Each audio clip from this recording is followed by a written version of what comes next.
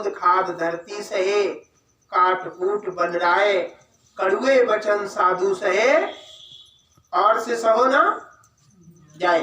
तो सहन करने की कोशिश करना, ये सबसे बड़ा रूल्स है, सबसे बड़ा नियम है। सहन करना सीख लिया तो भक्ति शुरू हो जाएगी, और सहन करना ना सीखा कुछ नहीं, कुछ हथे नहीं आने वाला। इसलिए ये ऐसा अवसर, ऐसी बरसी का दिन गरीबदास जी का, उसके तो बेचारे का कोई है ही नहीं। कहीं कोई बहन बहनोई सुने जाते हैं, है नहीं। अब वो बहन बहनोई भी नहीं, मम्मी पापा भी नहीं, कोई भाई भी नहीं। वो तो इतना गरीब था, सब तरफ से गरीब ही था। अब ऐसे गरीब की समाधि को खसा दिया, देखो कितना आनंद हुआ होगा उनको खसाने वाले। नहीं करना ऐसा, कभी किसी को दुख न देना।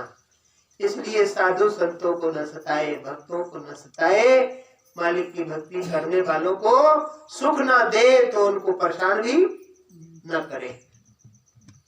अगर उन्हें सुख ना पहुंचा पाए, उन्हें भोजन न दे पाए, उनकी सेवा न कर पाए, तो उनसे किसी प्रकार को दुख भी न दे। हे भाई, हे संत महात्मा, हम कुछ कर नहीं पाएंगे आपके साथ, बस इतना कहकर रह जाना चाहिए। इसलिए साहिब शिक्षा देते हैं। साहिब ने बड़ी सुंदर सुंदर शिक्षा दिया है, और भी कई तरह से समाज को समझाने की कोशिश की है। एक शिक्षा बड़ी सुंदर देती है, हाय बुरी गरीब की। किसकी? हाँ, हाय बुरी गरीब की, सत्यलोक लो जाए, मरी खाल की श्वास से सबई भस्म हो जाए। कैसे? मरी हुई किसी पशु की खाल से एक वो बनाया जाता है बर्तन, फुकनी बनाई जाती है, वो ऐसे चलाई जाती है, आगे आग होती है। आग होती है तो वो आग को और तेज कर देती है। क्यों भूपराम जी?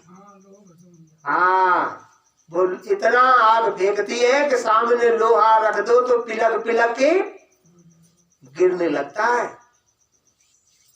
इसलिए कबीर साहब कहते हैं, किसी दीन को सताओगे तो रात के 4 बजे से उठ के हाय हाय करेगा। कितने बजे से? हाँ, 4 बजे से उठ के हाय हाय करेगो, तेरे सबई भस्म हो जाए, तेरे सबई चलो जाए, हमको का सताओ तूने, तेरो भूला लेट हो जाए। बाकी पुलिस वाले नहीं सुनेंगे तो कौन सुनेगा? वो 4 बजे से सुनना शुरू कर देगा। हाँ, बात तो एप्लीकेशन ऐसी है ना, बातें तो साइन हो ही जाएंगे। हाँ, वो परमात्मा इतना दयालु है, वो किसी की सिफारिश नहीं चाहता है। कि दुनिया के लोग सिफारिशी चल देते हैं, लेकिन उसे किसी की सिफारिश की जरूरत नहीं है, देख रहा है। इसलिए साहिब कहते हैं, दीन बताया है, हाय बुरी गरीब की स्वर्ग लोक को जाए, मरे बेल की खाल से लोहा भस्म हो जाए। लोहा तक भस्म हो जाए तो चोले कतई मिट्टी को जो तो भस्म होने में देर न लगत। हाँ, देर न लगी कि कतई हाँ खत्म ही मामला। इसलिए कभी किसी दीन दुखी को ना सताना, और बहुत अच्छे से उस मालिक को याद करना। साहिब कहते हैं, हाँ, नहीं सताना, अपनी तरफ से किसी को दुख न देना। ये संतों का कहना है, साहिब का कहना है। और बताया है ये सब हो कैसे जाता है। रहीम साहिब एक संत रहे हैं, उन्होंने एक बड़ी सुंदर बात कही है। रही मन बड़ों की प्रीत से लघु न दीजिए डार। जहां सुई आवे काम वहां का करे तलवार। अगर तुम पैसा वाले हो गए हो ना, इन छोटे लोगों की बेइज्जती नहीं करना। कौन कह रहे हैं? हाँ, रही मन बड़ों की प्रीत से जे लघु ना दीजियो डार। जहां सुई आवेगी काम वहां क्या करेगी तलवार। अगर तुम अपनी कमीज में बटन लगाओगे तो तलवार से न लगेंगे, कैसे लगेंगे? हाँ, बस सुई कितनी छोटी है, छोटी सी है, 1 रुपया में मिल जाती है। और वहां तलवार हो तुम्हारे घर में तो पूरी फाड़ देगी और वह बटनों लगेंगे नहीं। तो इसलिए संतों ने बड़ी सुंदर बात कही है, लघु माने छोटे, लघु माने उन छोटों की बेइज्जती नहीं करना, इन दीन दुखियों को ना सताना। वे भी एक दिन तुम्हारे काम में आएंगे, नहीं आएंगे? हाँ, काम में आ जाएंगे। सुई भी तुम्हारे काम में आ जाएगी। जहां तलवार काम करेगी वहां सुई काम नहीं करेगी, और जहां सुई काम करेगी वहां तलवार काम नहीं करेगी। अपनी अपनी जगह सब काम करते हैं, लेकिन किसी को किसी तरह से छोटा ना समझना, छोटा ना समझना। वो कहीं ना कहीं अपने काम का है, वो तुम्हारे काम का है। इसलिए संतों ने बड़ी सुंदर बात कहा है, रही मन बड़ों की प्रीत से। बड़े लोगों से प्रीत हो जाती है तो कहते हैं अब तो हम बहुत बड़े हो गए, हमारे वो लोग हैं, हमारे वो मुख्यमंत्री से संबंध है, हमारा प्रधानमंत्री से संबंध है, और हमारे बड़े बड़े अधिकारियों से संबंध है। अलग हटो, तुमसे अब कोई संबंध नहीं रह गया है। कहाँ रोज रोज गेट पर आकर खड़े हो जाते हैं।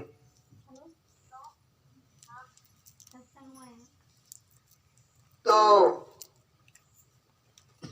देखो, अच्छी बात, ये हम सबको अपने मन में बैठा लेना है। अगर साहिब की शिक्षा जानते हो, परमात्मा से डरते हो तो, और परमात्मा से ना डरते हो तो कोई बात नहीं, जैसा करो वैसा करिए।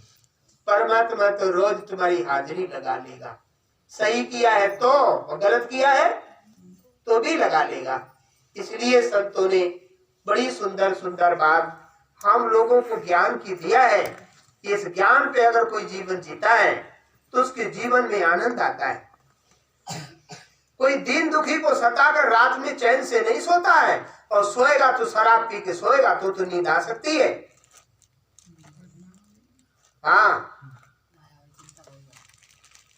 अगर किसी दुखी को सताकर आएगा तो वो रात में सो नहीं पाएगा, वो कई दिन तक परेशान रहेगा। मोबाइल है, अच्छा सही बात नहीं कह रहे हैं, बताओ।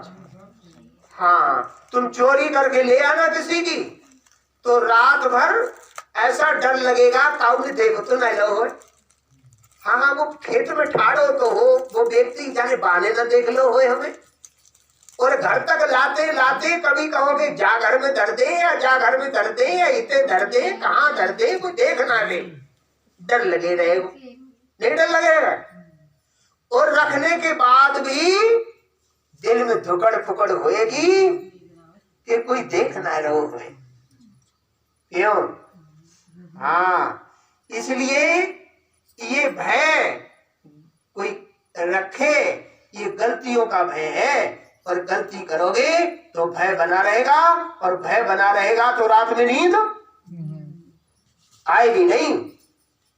नशा करके सो जाओ उसकी बात अलग है, और तुमने गलती नहीं की है तो बढ़िया से भोजन करोगे और सो जाओगे, आराम से नींद आ जाएगी। और अगर गलती करके नींद ले रहे हो तो नींद नहीं आने वाली है। इसलिए कबीर साहब बड़ी सुंदर शिक्षा देते हैं,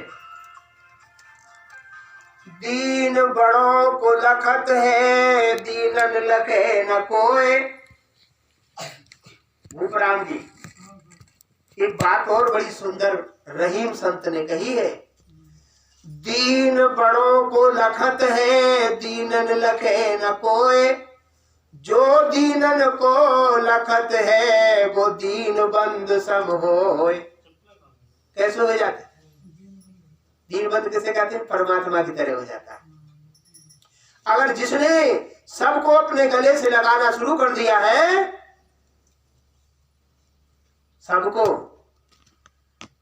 सबको गले लगाना शुरू कर दिया, तो बाको जब सबको गले लगाने लगेगा तो वो ज्यादा लोगों के बीच में हो जाएगा नहीं? हाँ, ज्यादा लोगों के बीच में देखेगा। और सबको गले न लगाओ तो कोई दिखाई देगा। हाँ, इसलिए रहीम साहब कहते हैं, दीन बड़न को लखत है, दीनन लखे न कोय। जो दीनन को लखत है, वो दीन बंधु सम होय। हाँ, अभी हमारे भूपराम जी महात्माओं की कथा बता रहे थे। हाँ, अपने घर में बैठे बैठे हमारे घर महात्मा आए और ऐसे कह रहे, वो कह रहे कि मैं ये खाऊंगा, मैं वो खाऊंगा, मैं वो खाऊंगा। तो ऐसे हमने, अच्छा तो ठीक है। तो देखो यहाँ कितनी सुंदर बात है, नहीं है? हमारा कोई छोटा ऐसे व्यक्ति होते हैं जो, मान लीजिए छोटा तुम्हारा बच्चा ही होता है, वो कभी कभी जब थक जाता है तो अपने बाप की तरफ देखता है और हाथ ऊंचे करता है। कैसे करता है? हाथ ऊंचे करता है। क्यों कर रहा है? मुझे उठा लो। और थक जाता है चलते चलते, माँ की तरफ हाथ उठाता है, कहता है मुझे उठा लो। और वो माँ के बराबर हो जाए तो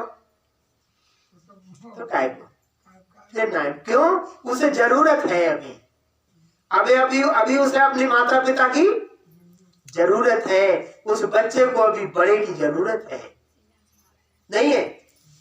हाँ, उसको जरूरत पड़ रही है और वो ना उठाए तो रोएगा। हाँ, ऐसे, इसलिए रोएगा। तो ऐसे ही ये संसार है, इस संसार में सबको गले लगाओ, सबको हृदय से लगा कर रहो और किसी प्रकार से जो है, हाँ, किसी को अपने शब्दों से उसके दिल को न तोड़ो, उसके दिल को न तोड़ो। उसमें और तुम्हें कोई अंतर नहीं है। जो आत्मा उसमें है वही तुम में है, तुम में है वही उसमें है। कोई भेद नहीं है। नारी न पुरुषो न चेली न चेला, सब में एक ही आत्मा है। काहे को भेद है? नहीं भेद रखना चाहिए। जो भेद रखते हैं, भेष बराबर होए रहे, भेद बराबर नाए, तोल बराबर घूंघची, मोल बराबर नाए।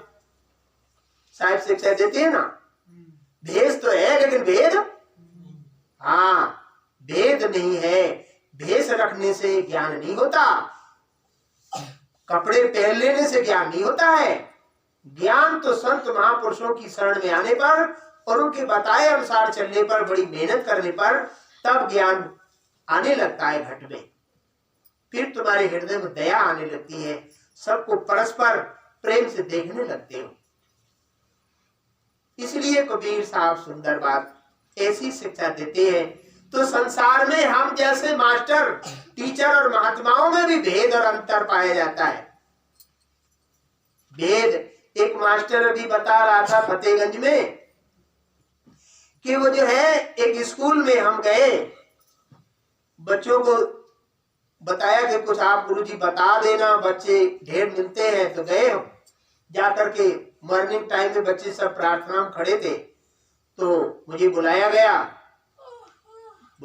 तो उसी समय में थोड़ा गर्मी का मौसम भी था, तो ठंड आ गई है, तो थोड़ी प्यास लग रही थी। तो हमने कहा कि प्यास लग रही है, किसी गिलास में पानी दे दो। तो कहा कि महाराज जी गिलास तो कोई नहीं है स्कूल में। हमने कहा गिलास कोई नहीं, क्यों? बोले नल पे ही पी लेते हैं सब मास्टर। अच्छा, नल पे पी लेते हैं, गिलास नहीं रखते? बोले ना। बोले क्यों? बोले इसमें सब जाति के मास्टर हैं, इसमें सब जाति के मास्टर हैं। गिलास होगा तो उसी गिलास से सब जाति के पी लेंगे। हाँ ना, बात से कोई संबंध ना, वो गिलास से प्रॉब्लम है। हाँ हाँ, वो गिलास से तो पी लेंगे, लेकिन वो उसे नल से तो पी लेंगे लेकिन गिलास से नहीं पीएंगे। हाँ, इसलिए तो हमने, अच्छा वो सब जाति के हैं तो तुमने फिर क्या किया गिलास? बोले हटा दिए, रखे नहीं है। अच्छा, ये बात है कि मतलब गिलास चेंज हो जाए करेंगे। तो हमने कहा तो फिर अपना अपना गिलास अलग रखा करो, जेब में लाया करो, पेंट में रखकर, और अपना अपने से पिया करो। फिर हमने बहुत देर तक उसी विषय पे बात करते थे। हाँ, लेकिन कारण क्या था? उसका मैनेजर ठाकुर था। हाँ, और प्रधानाचार्य कौन था? पंडित था। मैनेजर ठाकुर और प्रधानाचार्य पंडित। हाँ, हमने पूछा, मास्टर जो हमको ले गया बुलाकर वो गंगवार था, तो हमने उससे जानकारी ली। हमने मैनेजर कौन है? बोले ठाकुर। और प्रधानाचार्य बोले पंडित। तो हमने तो कोई बात ना, आप करी खंडित हमने। हाँ, तो फिर घंटों बात उसी पर चलती रही। बाद में भी पंडित जी और ठाकुर जी शर्मिंदा हो गए और काफी देर ऑफिस में बैठ के बात करते रहे। हमने स्कूल खराब हो जाएगा, ये ऐसे छुआछूत आदमी रखोगे तो चलेगा नहीं। मैनेजर जी जरा हिसाब से रही हो। तो तुरंत गिलास मंगाए, हाँ नए गिलास और जग मंगाकर, और फिर वहां रख कर आए और फिर उससे पानी पिया। तो बड़ी मुश्किल हो गई है। हाँ, संसार में बहुत मेहनत करते हैं महात्मा, फिर भी गिलास अलग है। हाँ, फिर भी गिलास, कितनी समस्या है। तो कबीर साहब ने, रविदास संत ने, नानक ने, दादू ने, दरिया ने, पलटू ने, इतने महात्माओं ने समाज को एक करने की कोशिश की है, फिर भी आज भी प्रदूषण फैला हुआ है। इतनी ईर्ष्या लगी हुई है लोगों के घट में कि आग कैसी ना कैसी कोई ना कोई लगी हुई है, निकल नहीं रही। ये भक्ति का अभाव है और प्रेम का अभाव है, इसलिए ये सब अभी पनप रही है ये बातें। तो साहिब ने अच्छी बात कही है।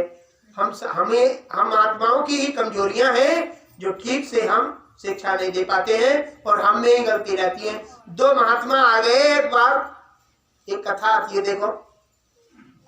दो महात्मा आए एक भक्त के घर में, कबीर पंथी के घर में। कबीर पंथी थोड़ा ज्यादा होशियार था। शाम के समय आए तो बैठाए गए, जलपान कराया।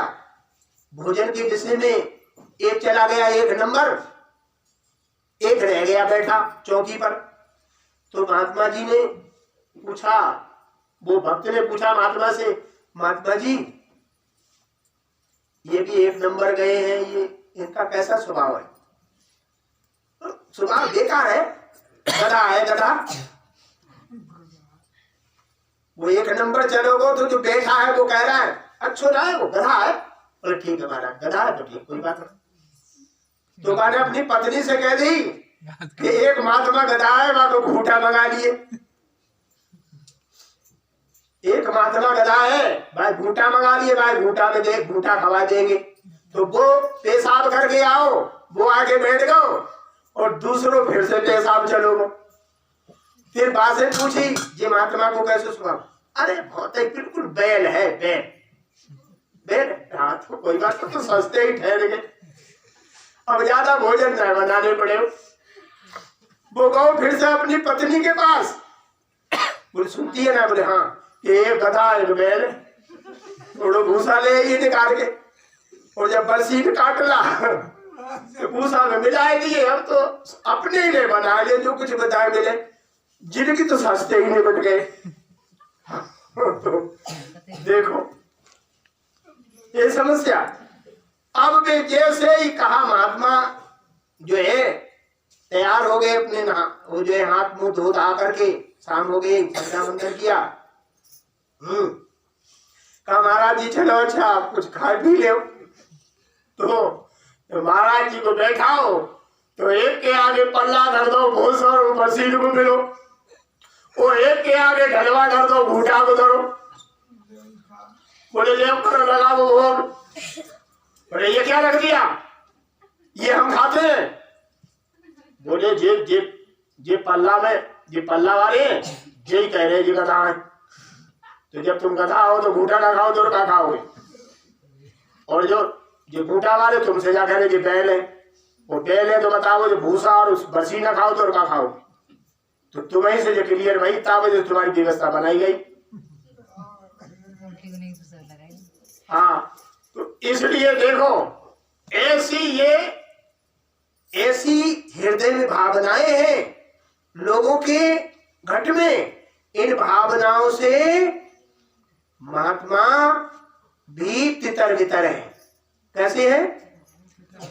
तितर बितर है, एक दूसरे की बुराई करते हैं और अपने में चाहे कुछ ना आवे अपनी बड़ाई कर लेते हैं।